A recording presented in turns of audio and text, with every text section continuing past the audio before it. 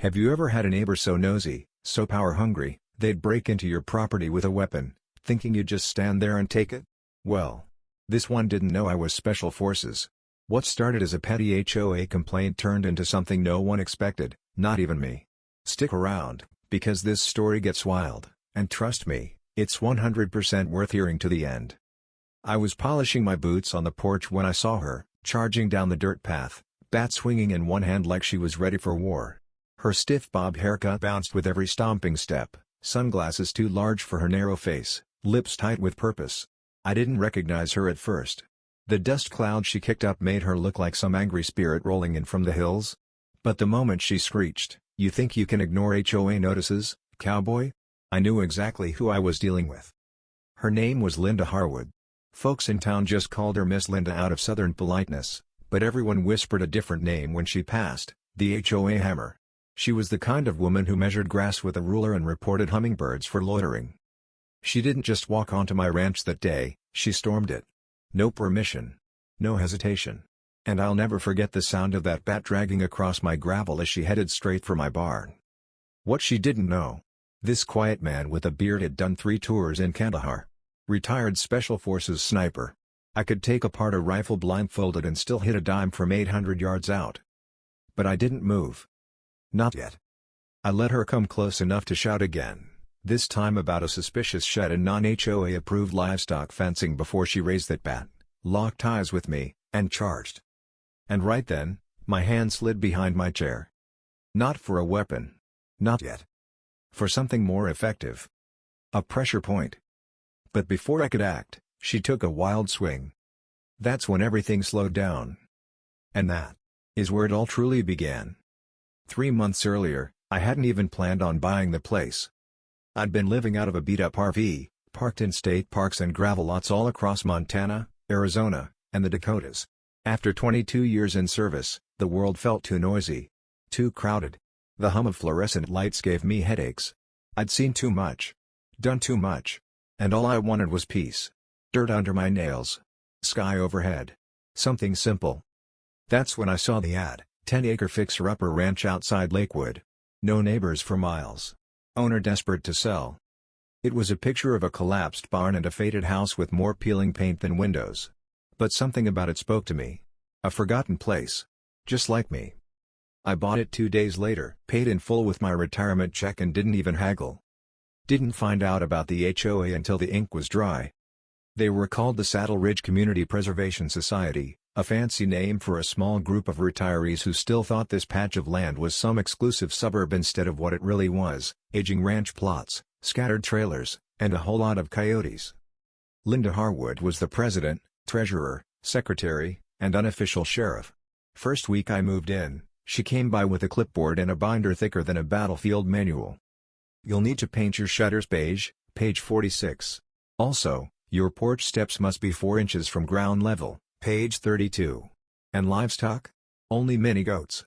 No full-size animals allowed, see page 104. I stared at her the whole time she talked, just nodding slowly. "Got it," I said. "I'll read it." I never did. Instead, I fixed the broken water line, rewired the house myself, and built my fences strong enough to keep out wolves. I got myself 2 horses and a stubborn donkey named Elmer. Every night I'd sit on the porch with a beer in one hand and Elmer chewing hay beside me. But the letters started coming fast. Violation, unapproved mailbox post. Violation, barn reconstruction without HOA blueprints. Violation, flagpole exceeds 6 feet. I didn't even have a flagpole. Then came the fines. Then the threats. I ignored all of them. Because here's the truth, I didn't move to the edge of town to start a fight. I came to heal. But Linda wasn't just a rule enforcer, she was a hunter. The kind who thrived on control. And something about my silence? It infuriated her. It wasn't long before she started watching me. Sometimes from the gravel road in her white Prius, binoculars pointed like she was surveying enemy territory. Sometimes from the hill with a camera, snapping shots of my livestock like she was building a case. Then she started coming to the property line. Screaming at me about bylaws while I shoveled manure. Threatening to take me to court. Saying I was setting a dangerous precedent for the neighborhood. And then, 1 week before she stormed my porch with a bat, she made it personal. She called in animal control. Said my donkey looked distressed. Said my horses were exotic breeds without registration. I came home to find a county truck in my driveway and Elmer braying like someone told him his hay privileges were revoked. It took an hour to clear it up. And that's when I knew I wasn't dealing with a normal HOA situation. This was a full-blown war. I went into town the next day, bought 6 new security cameras, and mounted them all around the property. Motion sensors. Night vision. Everything. I also reinforced the barn and added a coated lock to the shed where I stored my gear, most of it retired, some of it not. I didn't want trouble. But I'd been trained for it. And trouble was coming. I just didn't know it would come with a bat. The night before it happened, it rained hard. The kind of storm that makes the dirt feel like glue. I sat on the porch, watching the lightning roll across the hills, sipping coffee with one hand and scratching Elmer's ears with the other. I told myself maybe she'd finally back off. Maybe she'd move on to harassing someone else. But Linda Harwood wasn't built like that. And the next morning, boots barely tied, sun just rising, I heard the sound of tires crunching down my road. Fast. No headlights. No hesitation. The white Prius. She wasn't in uniform this time. No clipboard. Just that black bat in one hand, hair tucked under a pink raincoat, storm in her eyes. She slammed the door shut, left it wide open, and marched across the mud like it wasn't even there. And the last thing she screamed before she lifted that bat was, "You're done playing cowboy." Then she swung. Hard. The bat cracked through the air. And right before it could connect, something unexpected happened. I caught the bat mid-swing with one hand. Her eyes went wide. Not just in surprise, but in confusion. Like her brain hadn't yet processed that a man in flannel and worn-out boots just stopped a full-force swing like it was a fly swat. My grip tightened just enough to let her know she wasn't in control anymore, and I pulled the bat slowly from her hand without breaking eye contact. "Linda," I said, calmly, "you crossed a line." She stumbled back, speechless. Her arms dangled awkwardly at her sides. Mud had splattered up her raincoat, and the bottom of her slacks were soaked. For the first time since I met her, she didn't say a word. And that silence? It was louder than any of her threats. I stepped off the porch, still holding the bat, and planted it upright in the ground between us. "You should leave," I said. She blinked once. Then again. "This is HOA property." "You're trespassing," she snapped, regaining her footing like a bad actor forgetting their lines. "I have a legal right to inspect any." "You broke onto my ranch with a weapon," I cut in, firm but level. "That's not inspection. That's trespassing. And it's criminal." She opened her mouth again, but I raised a finger, not aggressively, just enough to pause her. Then I turned and walked back up the porch, sat down in my chair, and leaned back. Elmer wandered out from behind the barn, staring at her like she was the strangest thing he'd seen all week. And that was saying something, considering last week he tried to square up with his own reflection in a water trough. Linda stood there for another 10 seconds, her jaw twitching like a short-circuited robot.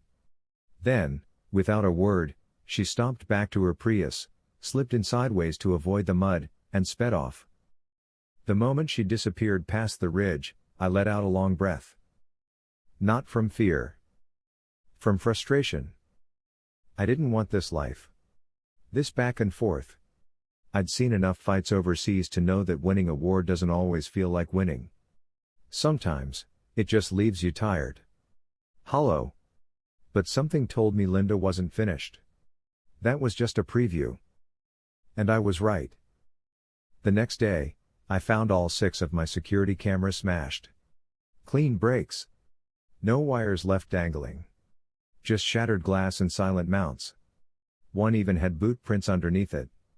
Size 6. The same size as Linda's orthopedic sneakers.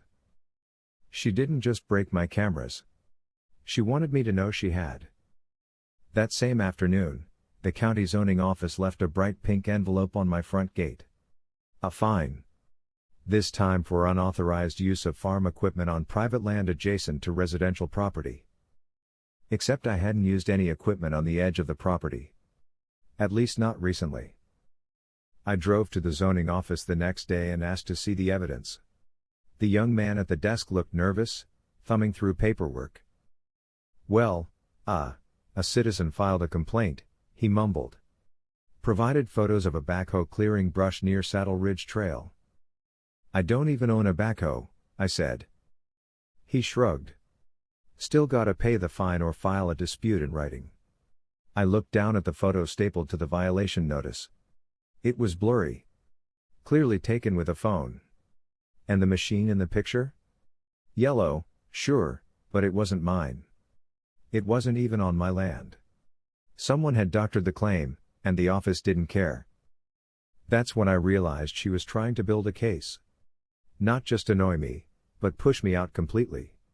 Paint me as the dangerous, unpredictable neighbor who refused to follow rules. Linda didn't just want me gone. She wanted me erased. I filed the dispute. I sent copies of my land boundaries, the receipt showing I never bought heavy machinery, and even security footage from a week earlier, thankfully still stored in the cloud, showing me nowhere near that trail. Still, the warning letters continued. I didn't tell anyone in town. Most folks didn't want to get on Linda's bad side.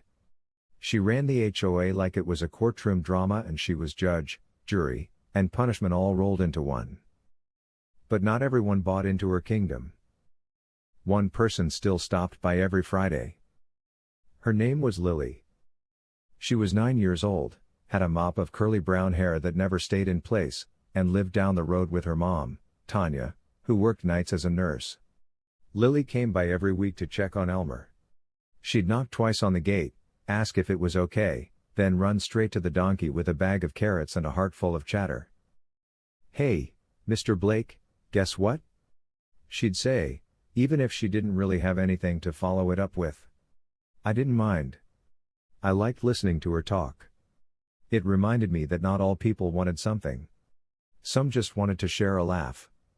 Or make a stubborn animal happy. I'd fix her a lemonade while she braided Elmer's mane and told me about school. Sometimes she brought drawings. One week she handed me a picture she drew with crayon, me sitting on the porch, Elmer beside me, and the mountains in the back. She got the details right, down to the flannel shirt and mug. I pinned it on my fridge and left it there ever since. But the day after Linda's attack, Lily didn't show. No knock. No carrots. I didn't think much of it until the following week passed, and still, nothing. Then Tanya came by one evening with red-rimmed eyes. She apologized. She said she didn't want to cause trouble. Said someone from the HOA came by and told her there were concerns about me. That I was being monitored by the county. That her daughter might be safer avoiding my ranch for now. I felt something sink deep in my chest. I told her I understood. I thanked her for coming by in person.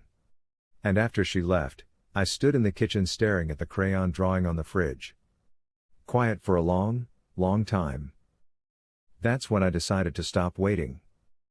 I took a trip to the back of the barn. Dug up a locked case from beneath the hay bales, buried not because I was hiding it, but because I never thought I'd need it again. Inside were old keepsakes. Service patches. A folded American flag.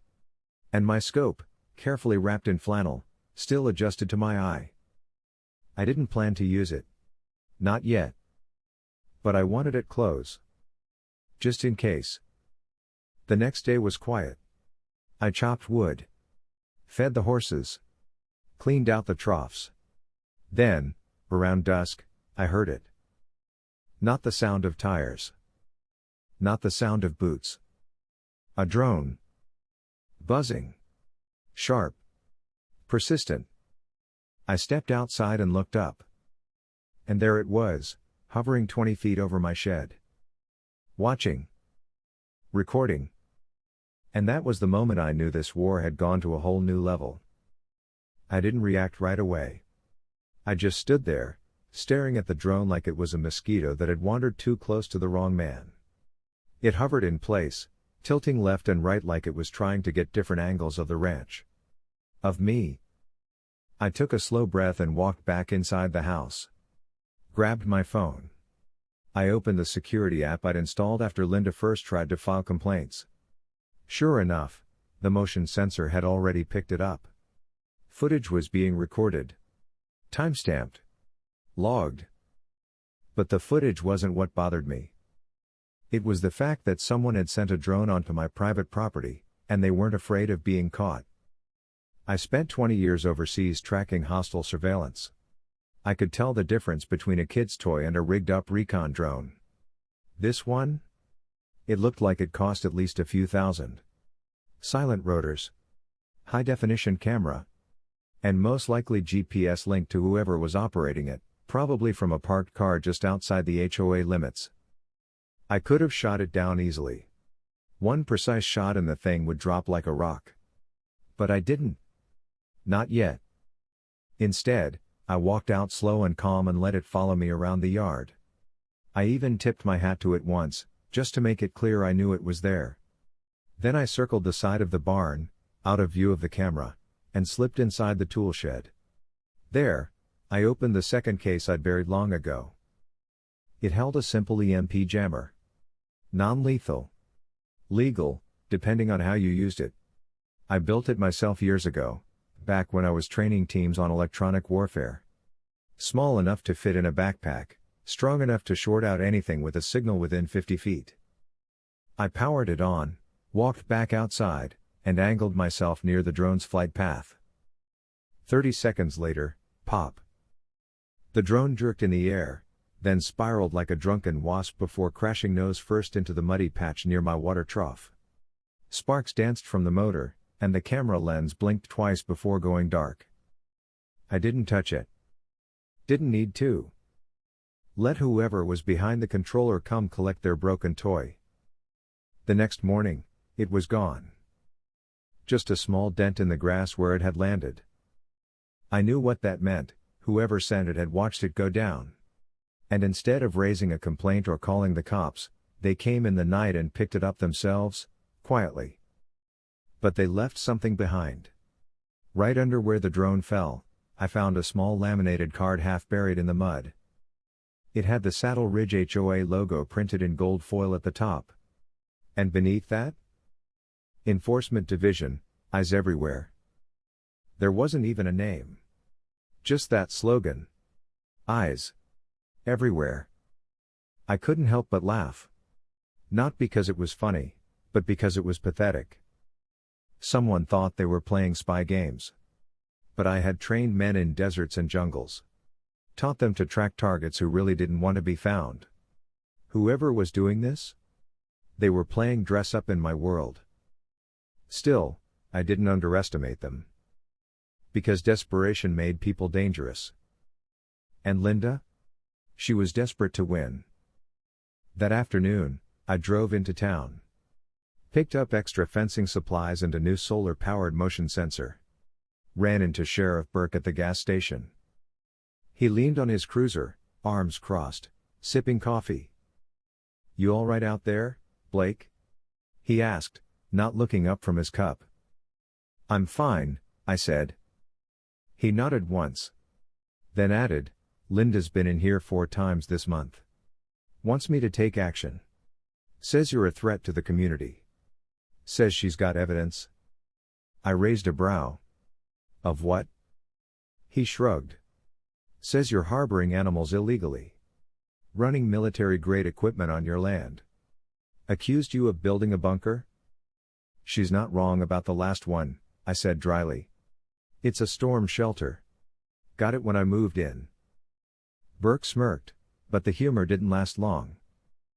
"Look," he said, lowering his voice. "You know I've got no love for HOA politics. But she's stirring up folks. If it escalates and someone gets hurt, I'm going to have to step in. I'm not the one swinging bats," I reminded him. "I know," he said. "Just keep it clean." That night, I barely slept. The ranch was quiet, but something felt off. I kept the lights dim, watched the camera feeds, listened for movement. Around 2 a.m., I saw a flicker of motion at the far fence. It was fast. Too fast to be an animal. I slipped out the back door, rifle slung low on my shoulder, not drawn, just ready, and moved along the edge of the barn.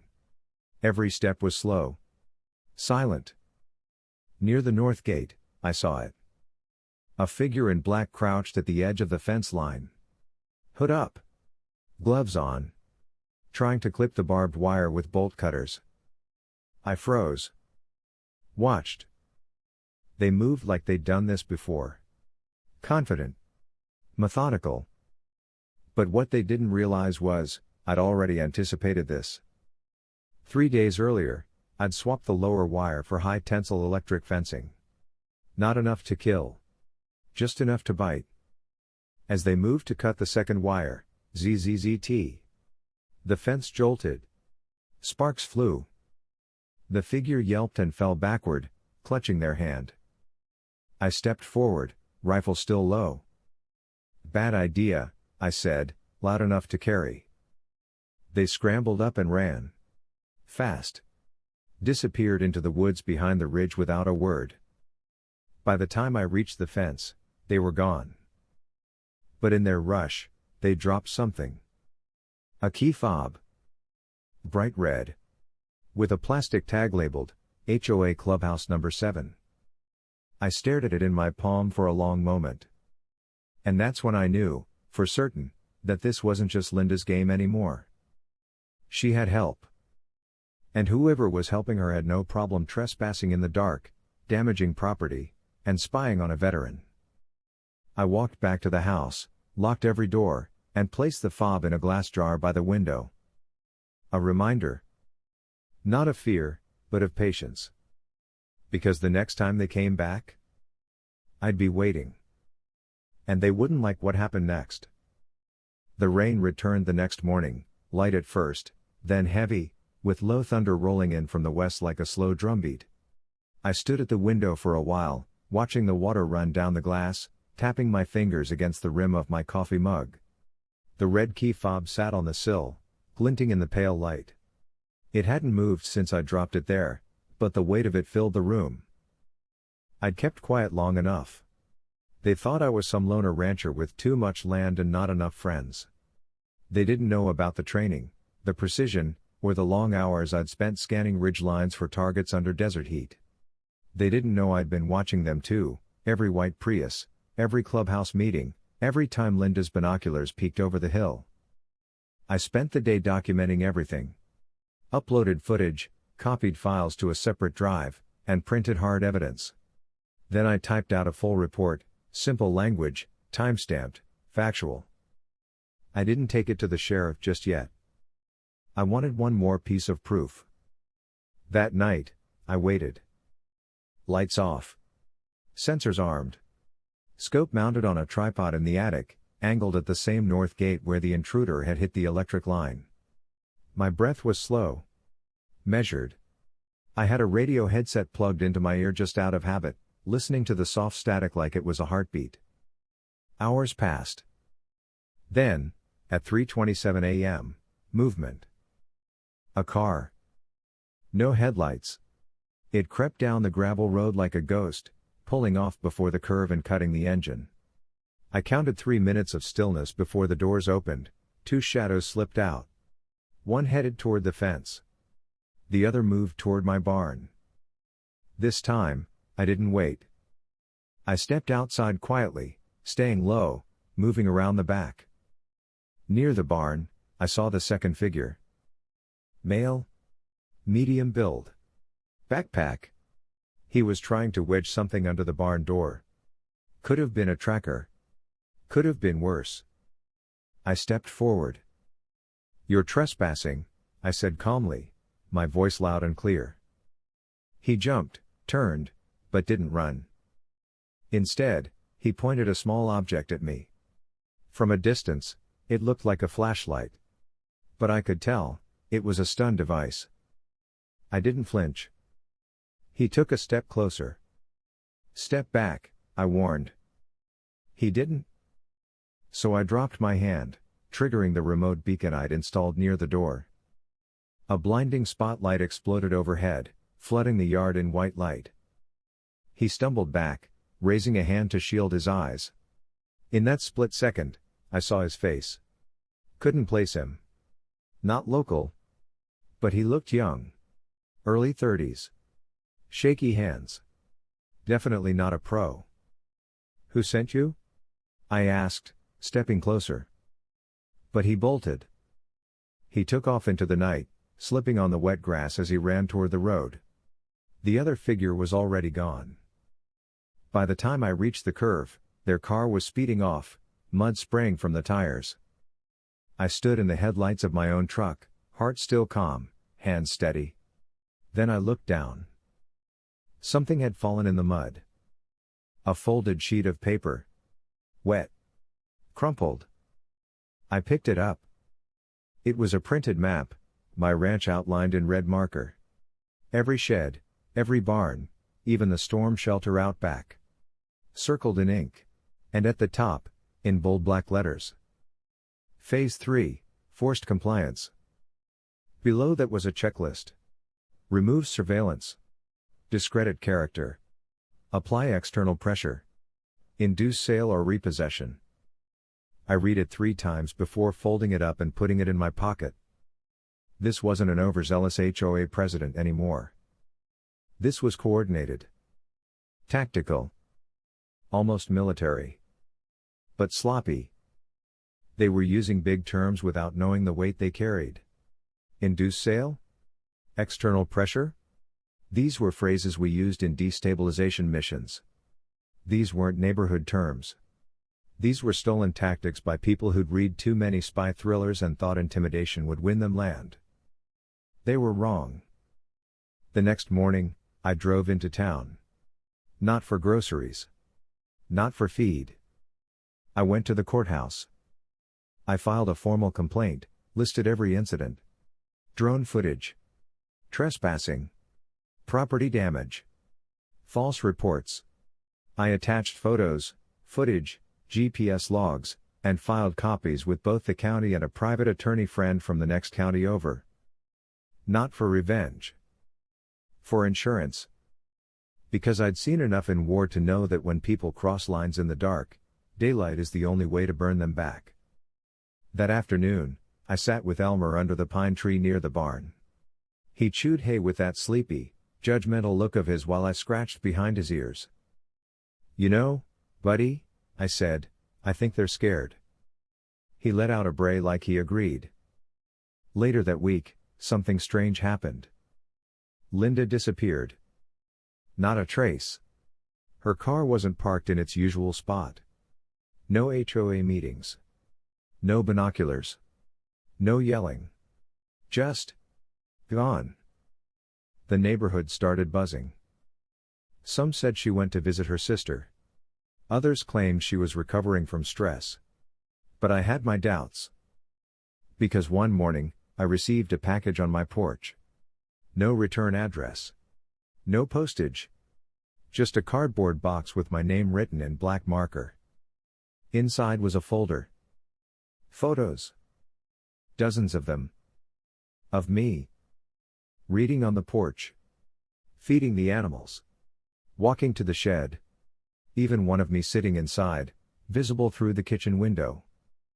And in the middle of the stack? A photo of Lily. Holding Elmer's reins. Smiling. My hand clenched the edge of the folder so hard the cardboard buckled. This wasn't just HOA anymore. They were crossing into my life. Targeting the people I cared about. Trying to scare me into retreat. But that's when they made their final mistake. Because fear doesn't work on men like me. And what did they do next? That's when things got truly dangerous. It started with a siren. Faint at first, then closer. Fast. Not the usual slow wail of an ambulance or the distant honk of a fire truck. This was sharp, urgent, coming straight down the gravel road leading to my ranch. I stepped off the porch just as the county sheriff's cruiser skidded to a stop in front of the gate. Dust and light rain sprayed up from the wheels. 2 deputies stepped out, Burke and a younger officer I didn't recognize. Burke's face was tight. "Blake," he called, walking quickly toward me, hand resting on the butt of his sidearm, "we got a call about an armed standoff on your property. Said you were holding someone hostage in the shed." I blinked once. "What?" He nodded, already scanning the field. "Anonymous tip. We had to respond. Said there was a girl inside. Said you were threatening her." I didn't say a word. I just turned and walked toward the shed, Burke on my heels, the younger deputy following with a hand on his taser. When I swung the door open, it was empty. Of course it was. Just shovels. Feed bags. Old tool crates. Nothing else. Burke looked around, sighed, and rubbed his forehead. "Damn it." I leaned against the doorframe. "You're being used, Sheriff." "I know," he said. "But I can't ignore calls like that. I've got a procedure." He pulled out his notebook, jotted something down, then lowered his voice. "They're trying to get a record on you," he said. "Even a fake one. Enough of these, and it'll stick. Won't matter if it's true or not." I didn't answer. I didn't need to. The plan was clear. They wanted to isolate me. Shake me. Discredit me. Use the law to paint me like a threat until the land I owned became a liability to the county. But they were using the wrong playbook. Later that night, I called Tanya. I needed to make sure Lily was safe. Her voice trembled on the other end. "I've been getting calls," she said. "Blocked numbers. Telling me you're dangerous. That Lily shouldn't be near you. They said you were being watched by the FBI." My jaw clenched. "You know none of that's true." "I do," she said quickly. "I trust you. But Blake, I'm scared. They know where we live. They've been outside our house." That's when I made the decision. "No one touches that girl," I said. "Not while I'm breathing." The next day, I drove to the Saddle Ridge HOA Clubhouse number 7, the place tied to the key fob. It looked harmless. Whitewashed walls, chipped trim, and a rusted flagpole out front. A row of potted plants someone had clearly forgotten to water. I parked across the street and waited. At 10:12 a.m., 3 people walked out. One of them was the same man I saw trying to place the device at my barn. He was dressed cleanly this time, khakis, a blue polo, and a clipboard under his arm. I snapped photos from inside the truck. License plates. Faces. Timing. That evening, I sent it all to my attorney friend. Told him to start drafting. Then I went home and took out the old gear. Not weapons. Defense. Infrared motion sensors. New wiring. Trail cameras hidden deep in the trees. I upgraded every entry point on the property with locks and pressure alarms. It was like setting up a base again, except this time, the enemy wasn't on foreign soil. They were right here, in my neighborhood. 2 days later, it happened. The extreme. The thing that pushed everything over the edge. I was in town getting food. Stopped by the post office. Grabbed a burger from the diner. It took maybe 90 minutes. When I got back, I knew something was wrong. The front gate was wide open. And my dog, Rusty, was barking like his lungs were about to burst. I ran. Dropped everything. Took the porch steps 2 at a time. The front door had been forced open. The lock splintered. I cleared the house room by room, fast and tight, sweeping corners just like I used to. No one inside. But the place was ransacked. Drawers dumped. Cabinets wide open. My filing cabinet is torn apart. Even the fridge had been opened, like someone thought I'd hidden something in the lettuce bin. And worse? Lily's drawing was gone. That little crayon picture from the fridge, me, Elmer, and the hills behind us, vanished. I stood in the kitchen, breathing slowly and steadily, holding it together. Until I saw the message carved into the wood of the kitchen table with a knife. Leave, or we won't miss next time. It wasn't just a threat. It was personal. They'd been in my home, touched my things, taken a child's gift meant for comfort and used it as a weapon of fear. That night, I didn't sleep. I sat on the roof with the scope in one hand and the key fob in the other. Watching. Waiting. Because I knew, they'd be back. And when they did, I would be ready. And what happened next would change everything. The first shot wasn't mine. It was theirs. A crack rang out just after midnight, ripping through the stillness like a lightning bolt. It hit the solar panel on the edge of my roof, shattering it into shards. Sparks flew into the rain-soaked dirt. I rolled off the roof and landed in a crouch behind the chimney. My hands moved fast, gear on, headset in, rifle strapped across my back. They came in hard. 3 men. All black. Night vision goggles. Tactical gloves. Not kids messing around. Professionals. Or at least pretending to be. They breached the outer fence, moved as a unit, and flanked the barn and the south-facing wall. I tracked them from the attic, eyes behind a thermal lens, watching their heat signatures glow like ghosts in the dark. One held a crowbar. One had what looked like a taser rifle. The third? A large duffel bag, contents unknown. They thought they were hunting. But they'd stepped into a perimeter designed by a Special Forces sniper who used to train men to take down compounds 3 times this size. I triggered the perimeter alarm, silent mode. Just a vibration in my earpiece to confirm it was armed. Then I hit switch 1.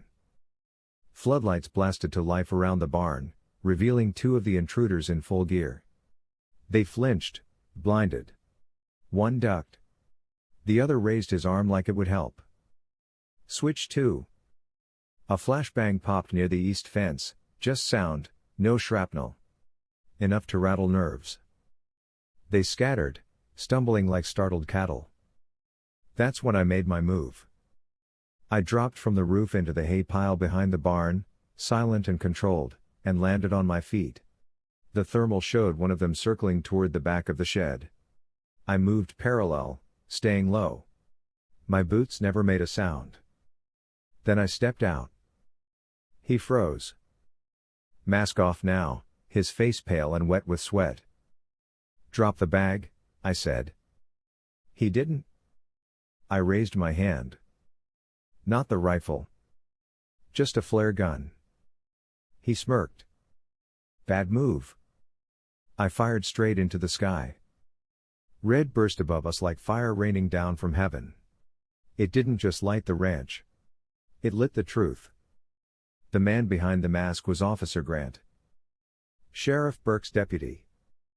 The same one who came with Burke the night of the false hostage call. I stared at him, hard.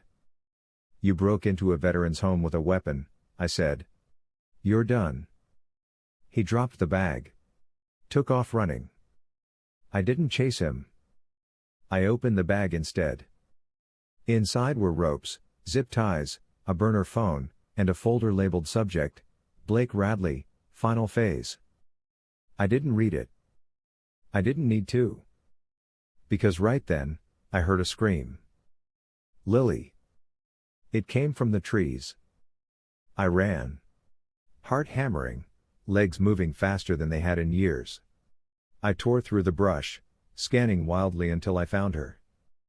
In the arms of a tall man in a hoodie, halfway to the road, one hand clamped over her mouth. I didn't shout. I didn't warn. I moved. Dropped him with a single tackle that knocked the air from his lungs. He thrashed, then froze when the cold muzzle of my sidearm pressed against his cheek. You picked the wrong ranch, I whispered. By the time the sheriff arrived, sirens screaming through the fog, it was over. 3 men in cuffs. A girl returned to her mother's arms. Evidence in bags. Photos. Weapons. Paper trails leading straight back to a shadow wing of the Saddle Ridge HOA board. But not Linda. She was never found. The clubhouse had been emptied out days before. Her house, too. No one knew where she'd gone. But I knew.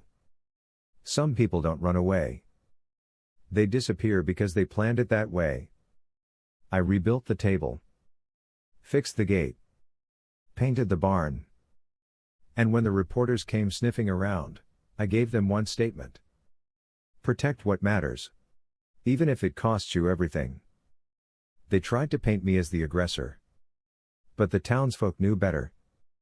Tanya did. Sheriff Burke eventually resigned, issuing a public apology for the role his office played. And as for Lily? She came by every Friday again, this time with 2 bags of carrots and a stuffed donkey she named Private Elmer. I hung her new drawing on the fridge. Same porch. Same animals. But this time, she drew something new. A man standing in front of the ranch.